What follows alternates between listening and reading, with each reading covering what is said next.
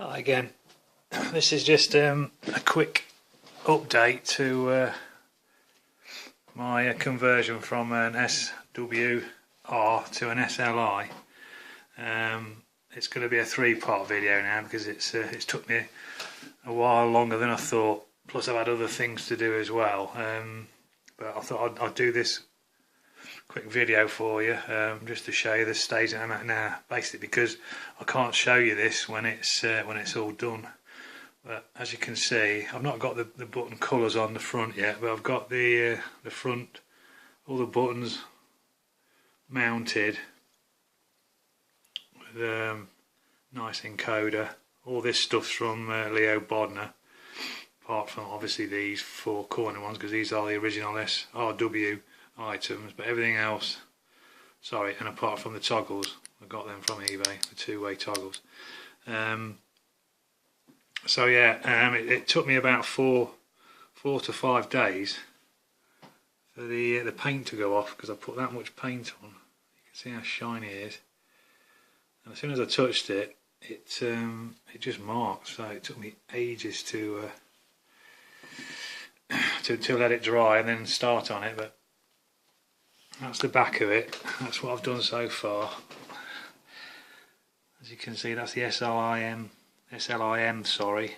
where the original LEDs would have been up there. As you can see, the slots for them to poke through. That's the encoder. What I've had to do, what I've done is I've put a couple of layers of PVA glue on both sides because I had to grind this bit here out for this encoder to stick through enough for me to screw it through the other side, and I just couldn't get enough purchase on the thread, so I had to grind it down with my Dremel, but it was very flimsy, so a couple of thick coats of PVA and it's rock solid now. But yeah, the most difficult job is getting the that's the original USB. It's the standard thing. It's one of those funny D-plug things. What I've had to do is I've had to go through one of the holes on the board, the mounting holes, and there's four tiny little Michael from Leo Bodner, his website, told me where to solder them, and the four little lugs on the other side of this board that are approximately 2 millimeters apart in a square. Like the two top ones and the two bottom ones are at least 2 millimeters away, so it was very, very tricky. But that's probably the hardest job. The rest of it's been a doddle. What else can I say? Yeah, sorry, this is going to be the quick release mechanism. These wires here that are on the G25 are going to go to down on these toggles. They're going to be wired to those, and obviously the G25's paddle shifters are working off the buttons that would normally go on the G25 stock rim, the two red buttons on the top, on the front of the wheel, if you like. So, but you've seen this on some of my other videos anyway. So that's where I am with that. So I've still got that to do. That's probably going to be a bit tricky as well because of getting enough room to get in there. And also, this is the original base that I've completely stripped out, and these are two of the only 4 items that are original off the original SRW wheel. It's not focusing very well today. That I've hot glued in there, and obviously that plug is going to go into the spare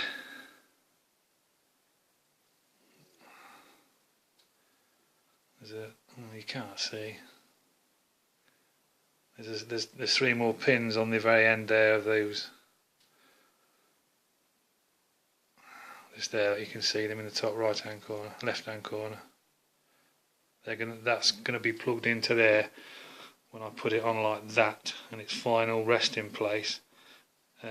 So that will all work, and then this one here will plug into that and there, and you won't see any wires obviously because they'll be going through the wheel, and that's how that will work. And funnily enough, when I first bought the wheel, the thing that was holding this original plate to this were these rubbishy little screws. I couldn't believe it when I took them off. Can you imagine trying to race on force feedback, high settings, even on the G25 with them? So obviously these M3s, they'll be going right through here, right through this, and then onto this metal plate that goes on the back to stiffen everything up. Yep, steel plate, so nothing's going to move whatsoever.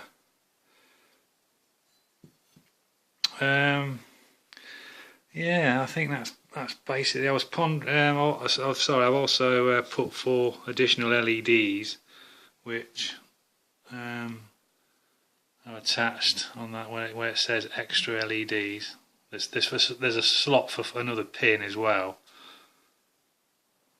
I've missed one out purposely there. If you can see, there's a pin sticking up there. I'm not sure what to do if I'm going to put another one in. I was going to put another rocker on there and another rocker on there to accept the two extra buttons that I've got on the G25, but I think it's going to be a bit crowded. I don't know. What do you think? And I'm not sure. So I thought I'll use the two-way toggles to work that, and probably put the last LED in here somewhere. I don't know. I'll ponder on that, and obviously you'll get to see it when it's fully complete. But all this fits in really nicely. It's tight, but it all fits in, and obviously I've checked everything on the computer, on the software that I use, EK website, the SLI software, EK Racing I think it's called, their software. You have to pay for it, but it's brilliant.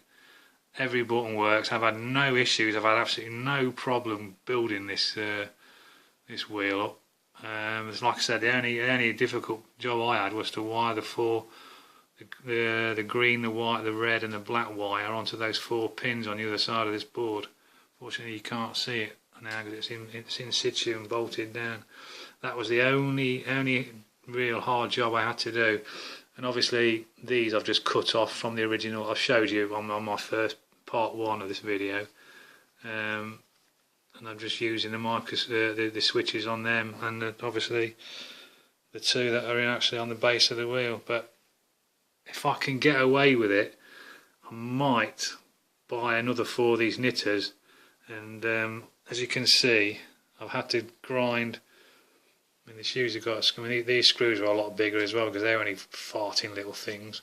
But with that screw and all that there, it was hard to put these knitters in.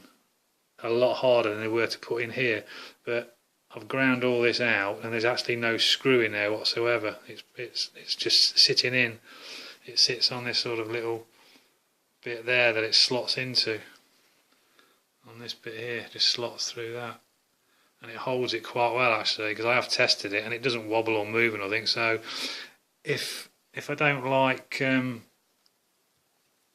obviously there's 2 more buttons to go in there, the blue ones that came with the original wheel, but they will obviously go in. They go through here. They'll go through and then they'll rest on these switches here. But I can't put them in now until I've actually finished screwing the wheel down. But like I was saying about that, if I get pissed off with these 4 buttons, I mean they're really quite good actually. They're really quite solid. They don't wobble or anything. I might take them out and put 4 more of these in. The holes are there ready. I've knocked them out big enough. All I've done is just took these caps off the original wheel, cut them out so that they just slide over the button to cover the button, because obviously it sticks through more.